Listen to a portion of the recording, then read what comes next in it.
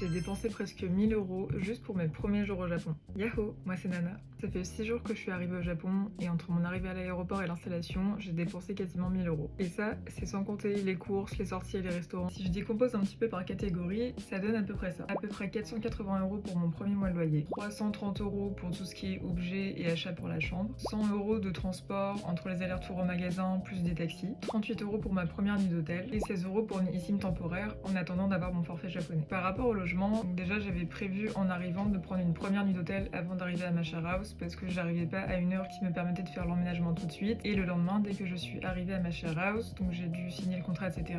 et aussi payer mon premier mois de loyer. Ça m'a coûté à peu près 480 €. Ensuite il y a les transports, donc comme je l'avais dit, vu que j'ai eu des retards sur mon vol et que je suis arrivée en pleine nuit, j'ai malheureusement dû prendre un taxi pour aller de l'aéroport à l'hôtel, ce qui coûte hyper cher. Et initialement j'aurais dû en avoir pour genre 120 € toute seule, mais heureusement j'ai rencontré des Français qui étaient dans la même galère que moi, et du coup on a pu partager un taxi à plusieurs, ce qui m'est revenu au final à 60 € toute seule. Ensuite j'ai dû prendre quelques autres taxis pour faire mes achats parce que quand tu dois transporter une couette, des draps, des oreillers, bref plein de trucs, tu peux pas trop le faire à pied parce que t'as que 2 mains. Pareil pour aller de mon hôtel à ma share house, j'ai dû prendre un taxi parce qu'avec 2 énormes valises de 23 kg plus un sac à dos etc, j'ai préféré ne pas prendre de risques. Et ensuite pour l'instant j'ai à peu près dépensé 3000 yens avec ma carte Suica pour les transports. Et ça c'est à la fois pour des sorties avec des potes et aussi pour tous mes allers-retours entre les magasins et chez moi. Ensuite par rapport aux essentiels que j'ai acheté pour ma chambre, donc j'ai acheté une multitude de choses comme une couette, un oreiller, des draps, un surmatelas, des serviettes de bain, un tapis pour le sol, des poubelles. En plus au Japon, vu que le tri est hyper strict, il faut plusieurs poubelles. Surtout en fait je me suis rendu compte qu'il y a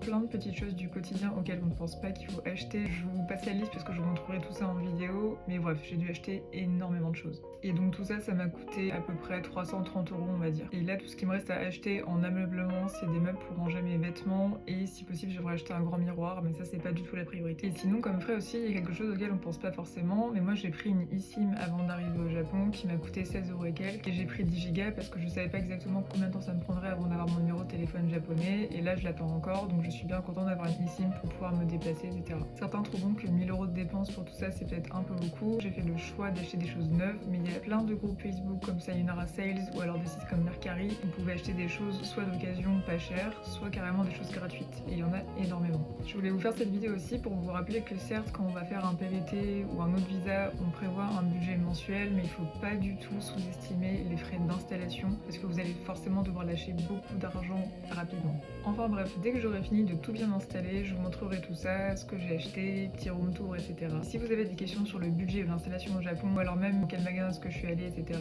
n'hésitez pas à les poser en commentaire et je vous dis à bientôt.